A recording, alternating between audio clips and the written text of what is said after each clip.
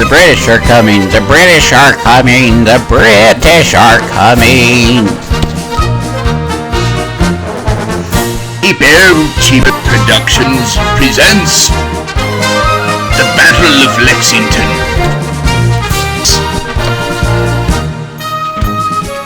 In April of 1775, a group of farmers stood against 1,000 British soldiers in a small town called Lexington. Emerson called this battle the shot heard round the world. We are proud to present the Battle of Lexington.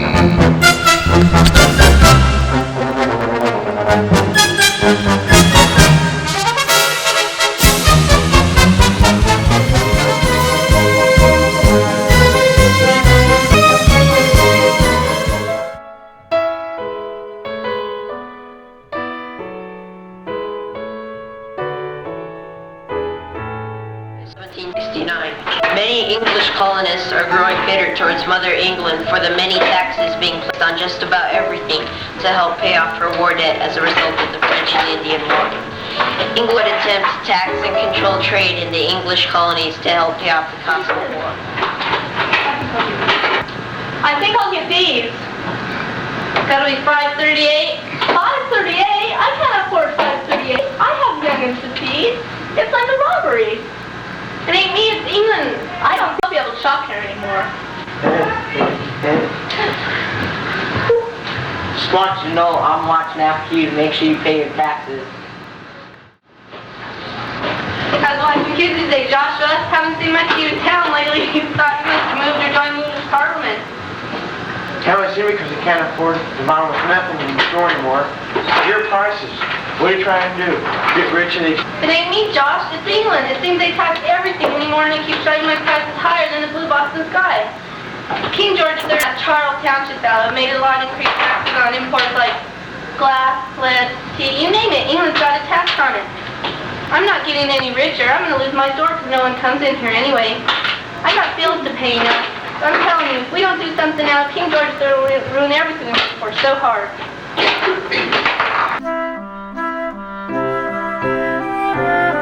The naval ruler who wanted to serve his country. George III faced one nagging problem. How would England pay off her large war debt from the French and Indian War? George III is in conference with Charles Townshend for control over colonial policy. But it seems that the more you push, the more the colonists band together and resist. If you are going to continue as an advisor to America, we need a plan to regain control over our English property in America. Your Majesty, I believe that we should ease the tax burden on the poor people living in England and by making those rebellious colonists pay more of their fair share. What are you suggesting? Increase the import taxes on glass, lead, paper, and tea. The colonies are getting rich while Mother England gains nothing. These are Englishmen. And we need to start acting like Englishmen and start paying for their many English benefits. How will we enforce these taxes? With the military if need be. If they won't act English, Not true!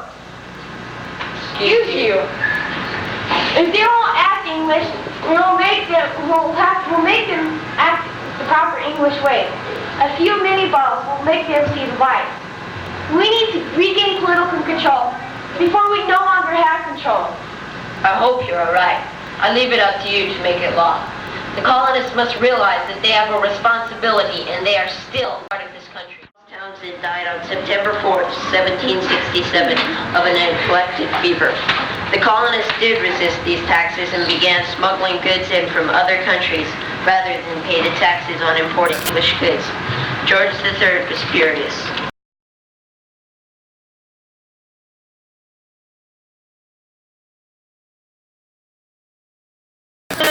To the bones of people living in Boston on the evening of March 5th, 1770.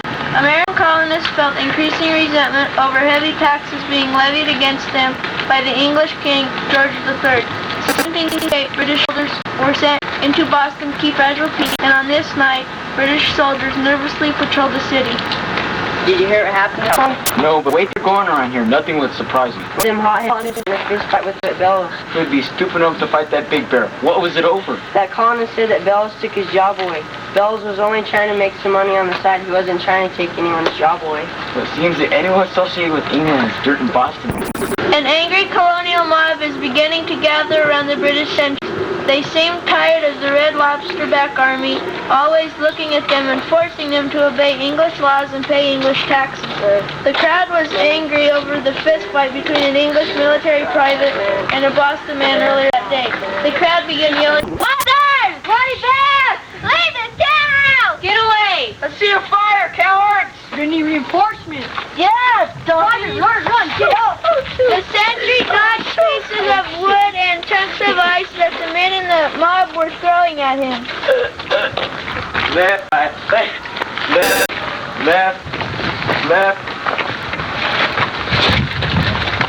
I order you in the name of King George III of England to disperse immediately.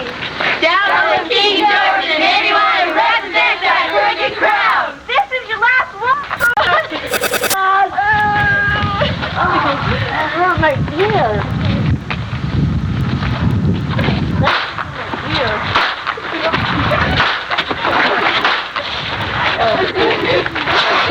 That hurt my ear. When the smoke from the British muskets clear, 4 men are dead, and 1 will be dead from his wounds in a few days. The colonists are sickened with the death of their friends and become more determined than ever to resist at any cost. It seems that after the Boston Massacre, war becomes something to face rather than to be avoided. After the massacre, the British withdrew the rest of their troops from Boston.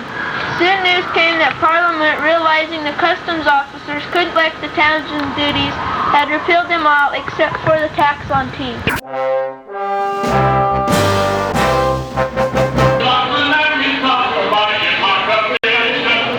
The people of Boston never forgot the deaths surrounding the Boston Massacre. England would use deadly force if needed to squeeze every tax penny out of the colonists.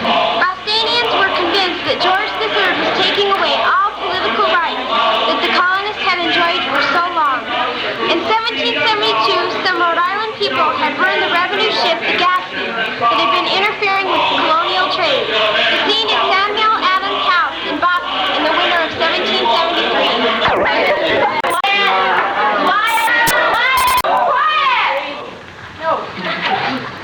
No taxation without representation. We must not allow England to make us out to be puppets who give in with the pull of a string. We are people's rights. Rights must be observed. Are we nothing more than slaves? No! You all remember the Boston Massacre. It is no longer a matter of a few fingers being stepped on by England, but it is a matter of our very lives that are at stake. We have a lobsterback ship in Boston Harbor tonight. George III tells us that we must buy our tea from the East India Tea Company. George III tells us what we should do, what we buy, and how much tax we should pay. Does he ask us for our opinion? No! Has he not taken away our rights as Englishmen? Yes! We will not be just. We must act now. Let us give a lesson to England that she will long remember. What are you saying? Let us march down to that unwelcome English ship and throw the tea to the fish. Yeah! Let us march down to the harbor and give a message to King George III that we are children of God that have political rights. Yeah! So be it. Let's throw the tea into the sea. Yeah! We're a tall oak tree, the sons of liberty. We'll throw the tea into the sea, the sons of liberty. We're a tall oak tree. No taxation without representation. Let's take George III down. Down with England. We're a tall oak tree, the sons of liberty. We'll throw the tea into the sea with the sons of liberty.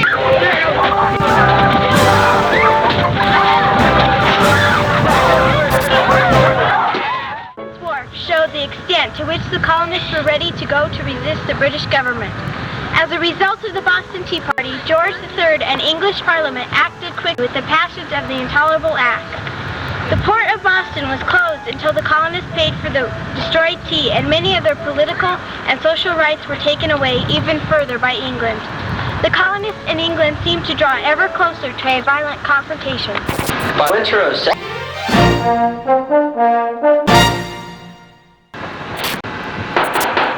Who is it? It's Major Pitcairn.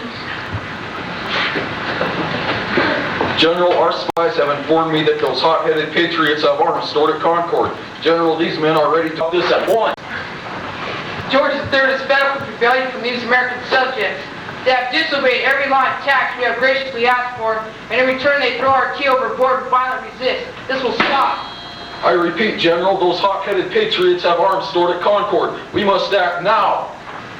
Take 1,000 men and seize us at once. We cannot and will not tolerate any blatant resistance. Use any means necessary to bring submission to these rebels. To the Virginia Assembly, where Patrick Henry is giving his moving speech. Peace, but there is no peace. The war is actually begun. The next gale that sweeps from the north will bring to our ears the clash of resounding arms. Our brethren are already in the field. Why stand we here to idle? What is it that the gentlemen wish? What would they have? Is life so dear or peace so sweet as to be purchased at the price of chains and slavery? Forbid it, Almighty God! I know not what course others may take, but as for me, give me liberty, or give me death. Oh, beautiful church. What's up? No loitering in the town of Boston. I'm not ordering. I'm looking at this beautiful church. That's not allowed in the town of Boston. Put your hands up, you're arrested. Look, there's the steeple where the signal's supposed to come from. What signal? Don't you know? The British are going to move into Concord. Like that? You colonists, put your hands up. You're under arrest. By land, tooth by sea. Oh. You colonists, move along. I'm tired of this loitering. What are you going to do about it?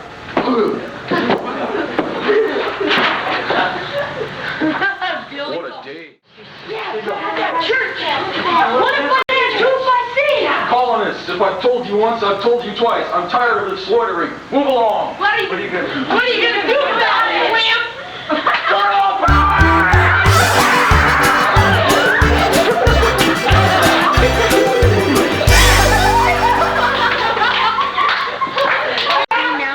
To an angry colonial meeting at Dr. Warren's house, who is head of a network of Patriot spies. The British, my dear friends, are planning to move against us in attacking Concord. It could be at any time, and we must decide if we will fight or do nothing. We will fight! Fight! We will fight.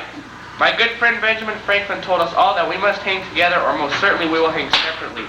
Let us join together. We agree then. If it is a fight they want, a fight they will get.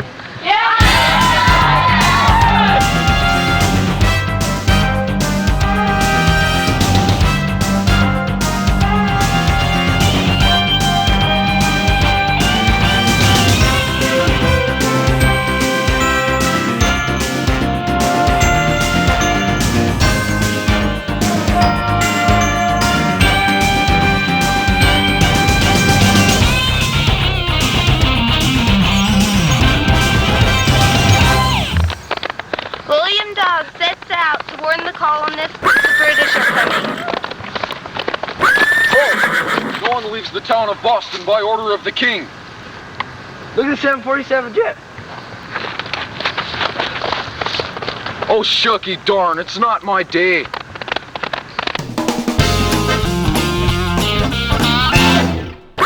Power Beer also sets out to warn the colonists the British are coming. Who are you? I'm Paul Revere. No one leaves the town of Boston. Look, your shoes are tied. I can stop them, but I can't catch them. The British are coming! The British are coming! The British are coming! The British are coming! The British are coming! 7. Who was that?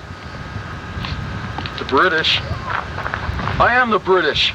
Freeze! I would catch you guys. When I say stop, I mean stop.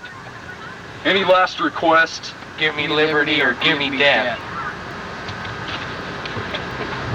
Drummer. Ready.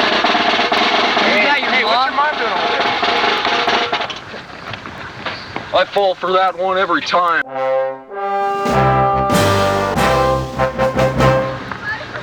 Okay, men, the mission for today, seize arms from Concord.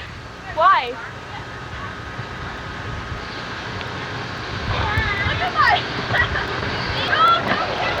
Why? Orders from the king. Let's march.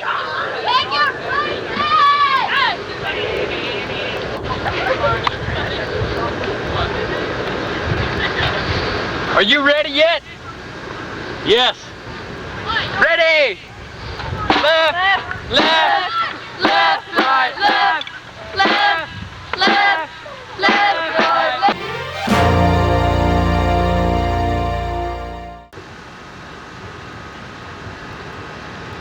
800 British led by Major Pitcairn at Concord, but they are met by 40 of the meanest patriots at Lexington.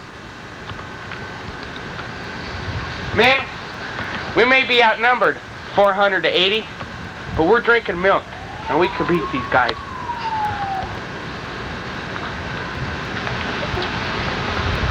But sir, we ain't got guns. We don't need guns. We got guts.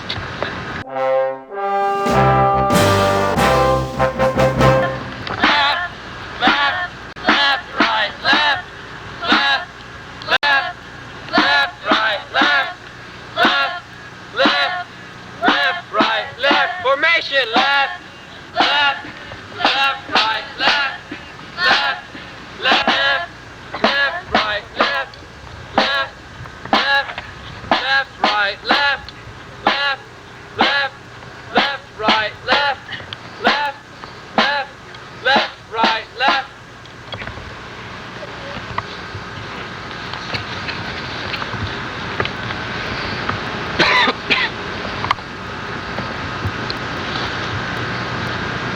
Letter from the king, sir.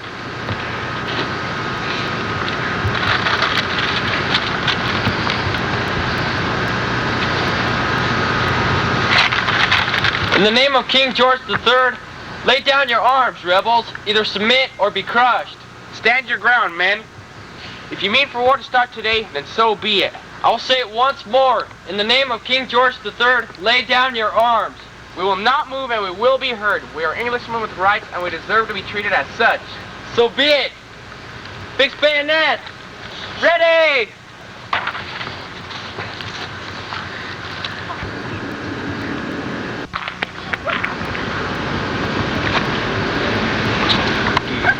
The shot heard around the world.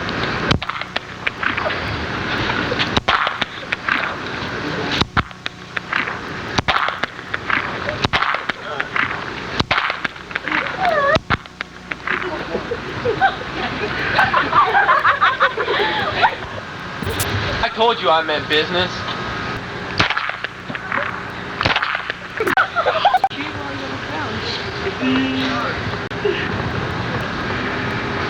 Formation! Ready, march!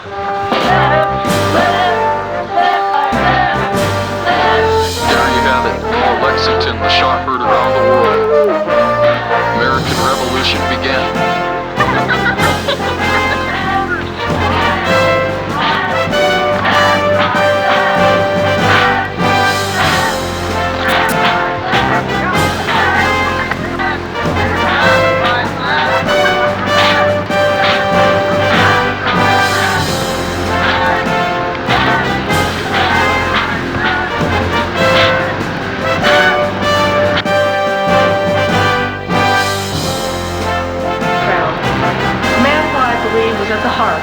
Causes of the American Revolution. All the colonists really wanted him, but King George wouldn't allow it. I think he was just greedy and he didn't want the colonists to have any prosperity for themselves and all of it for England. Maybe if he would have given colonists a little more leniency, the American Revolution would have never started. But what the colonists did and what they stood, and the morals that they stood by should live on. The result of the American Revolution? The United States of America. Yes, the United States of America. And without the people who died for us, we wouldn't have the freedom that we have today. So we should enjoy it and not take it for granted.